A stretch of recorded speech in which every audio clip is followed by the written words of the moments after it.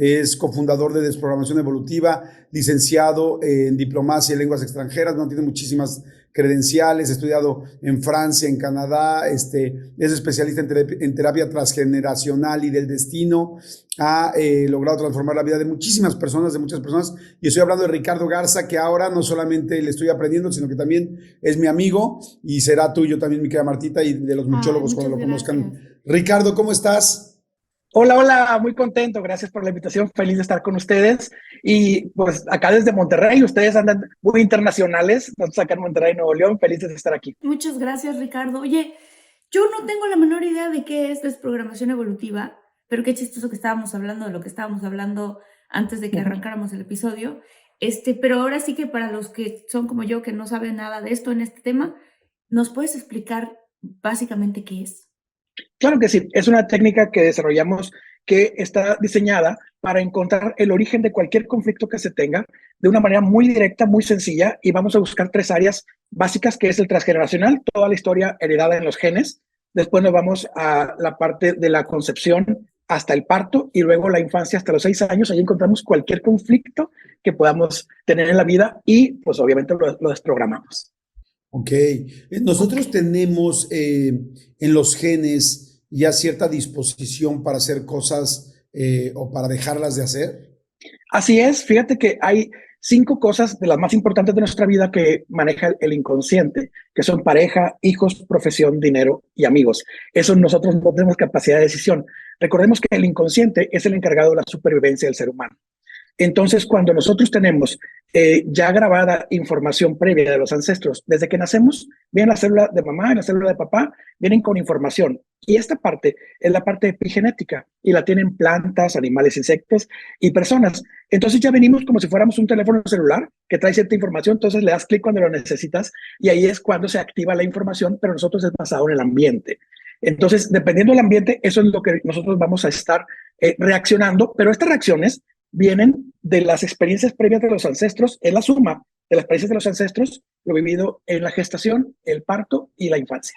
O sea, haz de cuenta que si yo tuve familiares que tuvieron, se les dificultaba muchísimo la situación del dinero, tuvieron adversidades económicas, ¿eso es algo que se puede despertar dentro de los genes de, por ejemplo, de alguno de mis hermanos, de yo? O sea, ¿eso puede ocurrir? Sí, eso ocurre todo el tiempo. Y te explico qué pasa con ejemplos muy fundamentales, haz de cuenta. Mira, por ejemplo, si una persona anteriormente tuvo muchísimo dinero y nosotros no podemos lograrlo, de entrada tenemos ambición, porque nuestro inconsciente sabe que lo podemos tener. Entonces, los que tenemos ambición, en algún punto, sin que suene una palabra negativa, es porque venimos de una historia de personas que ya tuvieron mucho dinero. Ahora, ¿qué pasa? Que cuando esas personas tuvieron dinero, los ancestros, y vino un conflicto, por ejemplo, de que lo robaron, lo asaltaron, hubo secuestros, hubo amenazas, o que en guerras lo perdieron todo, o fueron desplazados, o hay problemas de herencias o así. Por ejemplo, el inconsciente aprende que ese estímulo es negativo. En las siguientes generaciones lo va alejando. Entonces dice, este estímulo es negativo, y puede que te lleve a un lugar donde no quieres estar, de estrés o de perder la vida, y lo que hace es te lo aleja de tu vida. Y luego estamos buscando y buscando todo el tiempo, y es bien frustrante, es bien difícil estar detrás de algo y no poder alcanzarlo. Y aquí es donde nos damos cuenta de algo, y es algo bien importante. Aquello que más persigo es a lo que mi inconsciente más miedo le tiene cuando me doy cuenta que no lo consigo. Ok, a ver, aquí hay algo, a ver otra vez, aquello que más persigo, ¿lo Y que no repites? logro, sí, aquello que más persigo y que no logro alcanzar es aquello a lo que mi inconsciente le tiene más miedo. Ok, lo que mi inconsciente le tiene más miedo porque viene desde atrás. Ahorita me quedé pensando, por ejemplo, en las familias que tienen mucho dinero, ¿no? Yo creo que todos conocemos familias que han tenido dinero desde sus ancestros, ¿no? Que desde el abuelo hizo tal cosa, el bisabuelo fundó tal, y sí es cierto. Yo tengo una familia muy cercana que han hecho mucho dinero, y ahora que veo a los nietos, que son pues ya mi generación pasada, porque yo soy amigo de los papás, yo veo a los nietos y los veo movidísimos, y los veo con empresas, y los veo, y entonces yo digo, esto fue porque lo mamaron, o sea, porque lo aprendieron en la educación de su casa, pero ahora me hace más sentido lo que me estás diciendo. O sea, sí los veo con otra forma de recibir el dinero distinta a la mía, que en mi caso, pues no hay familiares que hayan tenido grandes fortunas o que hayan hecho emporios, ¿no? Entonces, no solamente es que lo tienen en la educación o en el aprendizaje, sino lo tienen también ¿qué sería? En sus células. Así es a nivel celular. Y fíjate que lo que se hereda son las experiencias de miedo, de éxito, de fracaso, de tristeza, lo que son las 5 emociones básicas: alegría, tristeza, ira, asco y miedo, que son las 5 emociones básicas que tenemos todos. Esas, cuando son en potencia, se van heredando porque se quedan como que marcas epigenéticas. Dice el doctor Bruce Lipton en el libro La biología de la creencia que la célula es como un disco duro que alberga información y lo llama etiquetas biológicas. Ahora, si nosotros googleamos, por ejemplo, la palabra epigenética, el segundo enlace que te va a salir en Google es el del gobierno de Estados Unidos y te dice literalmente, te dice que la epigenética es la información heredada. Ya luego da más explicación. Pero te das cuenta que ya la ciencia descubrió las posibilidades que tenemos de heredar no solamente la parte del hardware, que es el cuerpo, sino también la parte del software.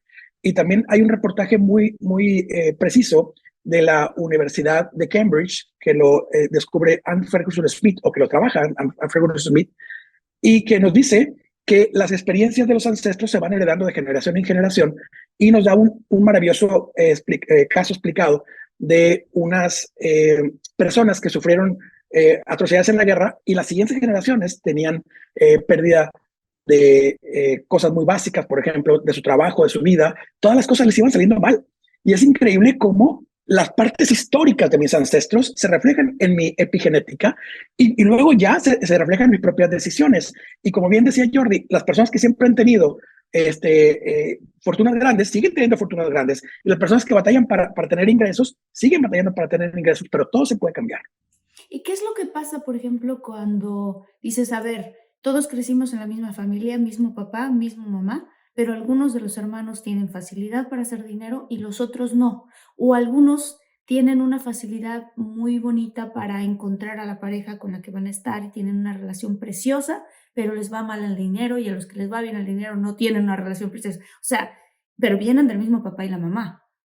Sí, así es. Fíjate que todos heredamos, es como si fuéramos un rompecabezas y las piececitas vienen de diferentes ancestros. Entonces, por ejemplo, todos repetimos historias de mamá, papá y la abuela materna, sí o sí, pero también de los tíos. Haz de cuenta, siempre que vamos a ancestros, vamos a referirnos de los papás y los tíos hacia arriba, y hacia arriba hasta 128 generaciones hacia atrás. O sea, estamos hablando ¿Cómo? de ¿Hasta que hace 128?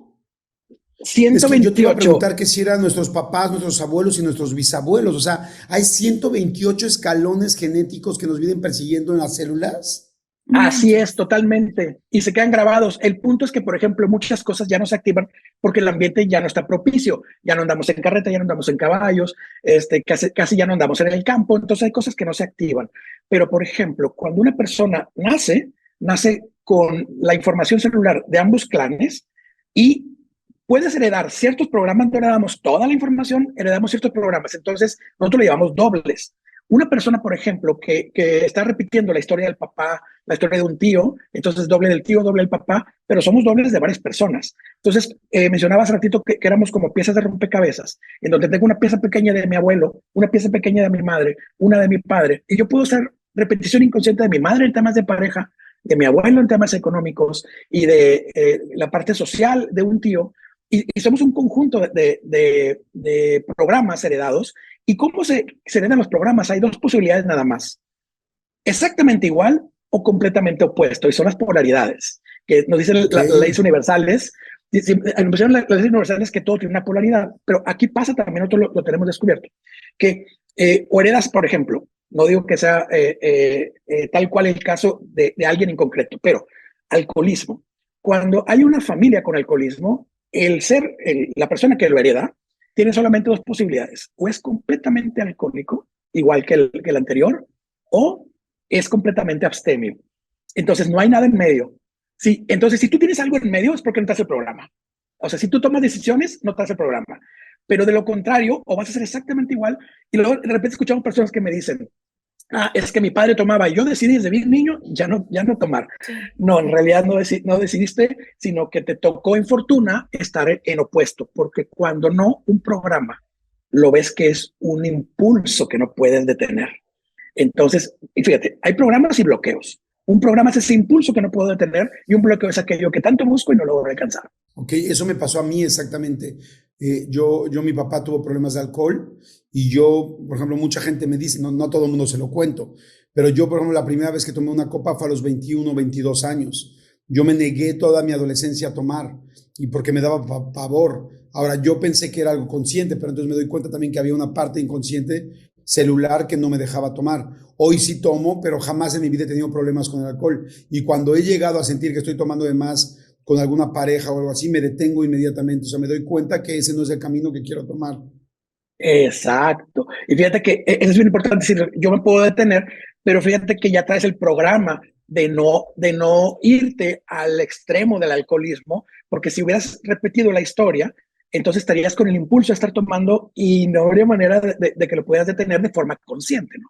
Ya después con un proceso de programación, pues puedes quitar el programa, pero sí es interesante saber que no tenemos control de muchas de las situaciones. Oye, Ricardo, ahorita yo me imagino que muchos muchólogos y muchólogas han de estar pensando, a ver, ¿qué cosas a lo mejor de la vida que yo tengo vienen de parte de mi mamá, de parte de mi abuela materna y de parte de mi papá, que son los que acabas de decir que son los más influyentes, ¿no? También habrán de los bisabuelos y los, ¿no? Ya dijimos que son 128 líneas, pero, y lo más importante y la pregunta creo que todos nos estamos haciendo es, ok, ¿qué tal que heredé esto de mi mamá y esto de mi abuela y esto de mi papá? Pero ¿cómo me lo quito? Claro, y esto es bien importante porque es a través de la toma de conciencia. Nosotros tenemos en terapias todo un sistema, pero muchas veces, yo siempre lo comento, muchas veces no es necesaria la sesión de terapia, sino que la toma de conciencia, por eso compartimos con mucho amor la información. Si nosotros logramos tomar conciencia del origen del conflicto, muchas veces el conflicto se va en automático. Es decir, que yo tengo un programa de supervivencia que recordemos que la humanidad está aquí para nacer, crecer, reproducirse, envejecer y morir, que es el ciclo de la vida. Para eso es el inconsciente. El inconsciente va a tomar el control de mi vida para que yo logre decidir y que pueda repetirse esas historias de éxito. Ahora, ¿cómo me lo quito? Primero que todo, tengo que hacer un análisis de mi inconsciente. ¿Cómo determino cuál es el estado de mi inconsciente? El estado de mi inconsciente va a ser el resultado en estas 5 grandes áreas. Y si quieren, le ponen pausa. Pareja, hijos, profesión, dinero y amigos. Esa parte yo no la determino. Espérame, pareja, Pareja hijos, profesión, dinero y, e hijos. y amigos. Y Amigos, amigos. exacto. Así es. Entonces, en esas 5 áreas, siempre va a entrar el inconsciente en una, así tal cual, en control total. ¿Por qué? Porque la pareja siempre debe estar relacionada a mis padres o a mi familia. Y hay algo bien interesante, que cuando yo tengo una pareja a largo plazo, siempre va a compartir la misma información que mi papá o mi mamá. Y eso lo decía Sigmund Freud, que siempre nos casamos con una versión light de papá o mamá. Pero en realidad, sí estamos casados con una versión porque nuestros hijos deben de compartir la misma historia para poder repetir el mismo éxito de supervivencia. Entonces, en este sentido, por ejemplo, si mi pareja simbólicamente es mi papá o mi mamá, o los dos al mismo tiempo, dependiendo del programa que encontremos o los programas, chécate la lógica. Si mi pareja es mi papá o mi mamá, entonces mis suegros equivalen en información a mis abuelos. Es decir, que la Ok. información que yo no encuentro en mi propia familia, la voy a espejear porque mi pareja es mi espejo. La espejeo en mi pareja porque vamos a tener mucha información, no toda, pero mucha información se encuentra ahí. ¿Cómo le hago? Primero que hago una introspección. Estoy viendo cuál es el resultado de estas 5 grandes áreas y si el resultado no es el que yo estoy buscando, no tengo el control. Hay que ser súper claros. Si el resultado yo lo he estado buscando y no tengo el control y el resultado es diferente a lo que yo estaba planeando, hay un conflicto, hay un bloqueo. Entonces, ya que determino que sí tengo un bloqueo, lo que voy a hacer entonces es ver si es repetido o es propio aprendido en la infancia. Si ya veo que estoy repitiendo la historia, es que a veces la repetimos idéntico, de veras, idéntico la historia de mis papás en pareja, por ejemplo, y ni cuenta me doy. Entonces, ya cuando me doy cuenta digo, uy, estoy repitiendo la historia de pareja de mis padres. Igual o completamente opuesto. Entonces, ahí no te das cuenta y dices, ok, es heredado. Ah, no. Si no es heredado, por ejemplo, ¿cómo le hago?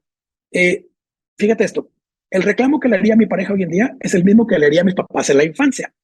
Entonces, si yo me siento, por ejemplo, abandonado por mi Ah, pareja, sí, voy claro. a ver entonces mi infancia que me abandonó. Y ahí está mucho de la clave de cómo resolver mis propios conflictos. Y es maravilloso cuando ya te logras dar cuenta y dices tú, oh, ok, ya comprendí me libero y ya puedo avanzar en mi vida.